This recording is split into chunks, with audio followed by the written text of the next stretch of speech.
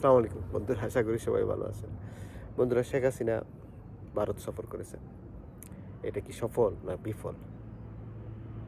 সফল হওয়ার তো প্রশ্ন ওঠে না, কোনো চান্সই নেই। তারপরে সফলতা যদি কিছু থেকে থাকে, সেটা হচ্ছে নরেন্দ্র মোদীর, সেটা হচ্ছে শেখ হাসিনার।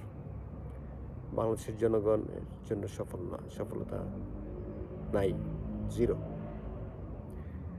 Actually Sheikh Hasina visit India to paid up Narendra Modi, paid up to staying another 5 years in Bangladesh government as a prime minister. প্রধানমন্ত্রী আরও 5 বছর উনি ওনার ক্ষমতা পাকাপোক্ত করলেন ওনার এই ভিজিটের মধ্য দিয়ে। এই জন্য বলছি যে আমাদের সেই 8 বছর 10 বছরের একটি স্বপ্ন ছিল তিস্তা প্রজেক্ট। প্রায় কয়েক লক্ষ মানুষের একটা স্বপ্ন ছিল তিস্তার দুপারের কয়েক লক্ষ মানুষের স্বপ্ন। দুর্দশা থেকে উত্তরণের স্বপ্ন ছিল এই তিস্তা প্রজেক্ট।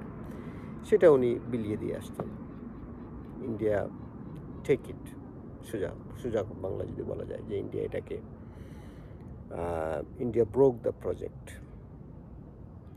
কারণ ইন্ডিয়া বলছে, নরেন্দ্র মোদী উনি ওনার স্পিচে স্পষ্ট বলছেন যে টেকনিক্যাল টিম আসবে তিস্তা প্রজেক্টকে নতুন করে রিএক্সামিন করার জন্য। এর মানে হচ্ছে যে ইন্ডিয়া এটাকে থামিয়ে দিল। ইন্ডিয়া কোনোভাবে এখানে টাকা পয়সা দিয়ে এই প্রজেক্ট সফল করতে পারবে না, করবে না। তার কারণ হচ্ছে ইন্ডিয়া এমন একটা জাতি, ইন্ডিয়া এমন একটা দেশ, ওরা দেখেন কত প্রায় 10 বছর 8 বছর 10 বছর হয়ে গেছে ওরা এলওসি বা লাইন অফ ক্রেডিট দিয়ে রেখেছে প্রায় 8-10 billion.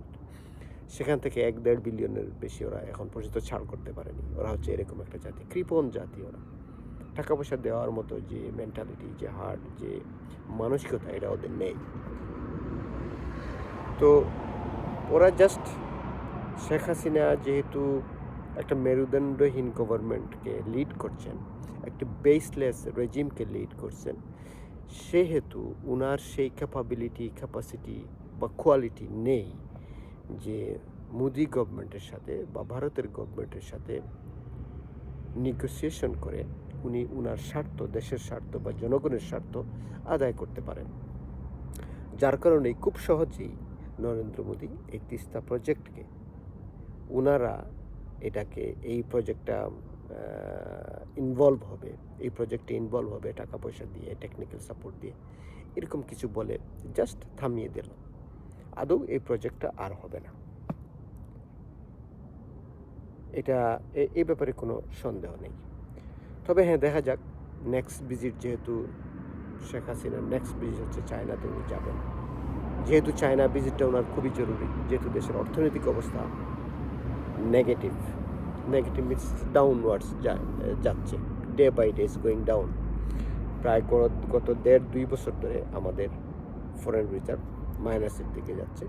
So that means another 1 ইয়ার, আর 10 মাস, 1 বছরের মধ্যে আমাদের যে ফরেন রিজার্ভ সেটা অ্যালার্মিং পর্যায়ে চলে আসবে। সেহেতু শেখ হাসিনার চায়না ভিজিটটাও জরুরি।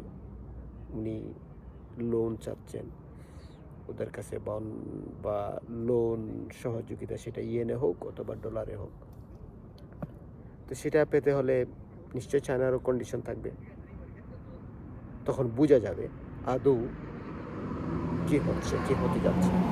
তবে প্রিটি মাচ বলা যায় যে নরেন্দ্র মোদী এবং শেখ হাসিনার যে জয়েন্ট স্পিচ ছিল, সেখানে যেটা বোঝা গেছে, সেখানে তিস্তা চুক্তি নিয়ে কিন্তু কোনো কথা নেই।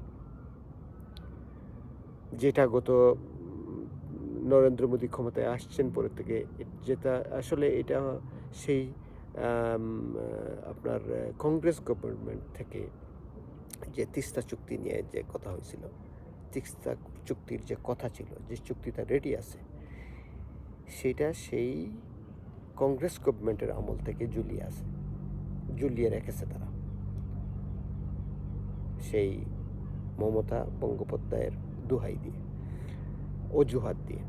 আসলে এটা ঝুলেই থাকবে, এটা হওয়ার প্রশ্ন ওঠে না। এবং এই সফরে শেখ হাসিনা এটা নিয়ে কথা বলতেই পারেনি। আমি যেটা বললাম, যে বলার তো ওনার সুযোগ নেই, কারণ একটা বেসলেস গভর্নমেন্ট, একটি উইক রেজিম আর্গুমেন্ট করবে, নেগোসিয়েশন করবে অন্য সরকারের সাথে, এটা চিন্তা করাটাও বোকামি। বর্তমান শেখ হাসিনা গভর্নমেন্টের সেই শক্তি, সামর্থ্য, যোগ্যতা, কোয়ালিটি কোনো কিছুই নেই।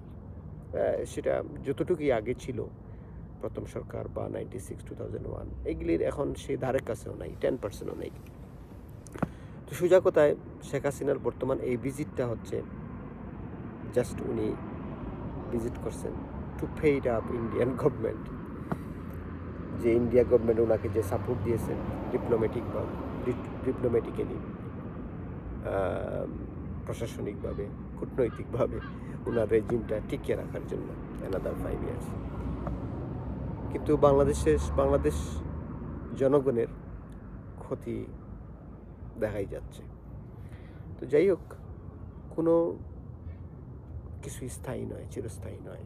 এই জন্য বলছি যে তিস্তা প্রজেক্ট হবে না, এই সরকার পরিবর্তন হবে, অন্য সরকার আসবে, হয়তো সেই সরকার যদি চায়, যদি সেই সরকার জনগণের স্বার্থের সরকার হয়, এই প্রজেক্ট হবে। চায়না করুক অথবা যেই করুক, অথবা বাংলাদেশ গভর্নমেন্ট করুক, এটা হবে এবং করবে, কারণ এটা করা লাগবে, করতে হবে। আশা করি আমাদের এই তিস্তা প্রজেক্টটা কোনো না কোনোভাবেই সম্পন্ন হবে এবং দেশের স্বার্থে হবে। খোদা হাফেজ। God bless Bangladesh.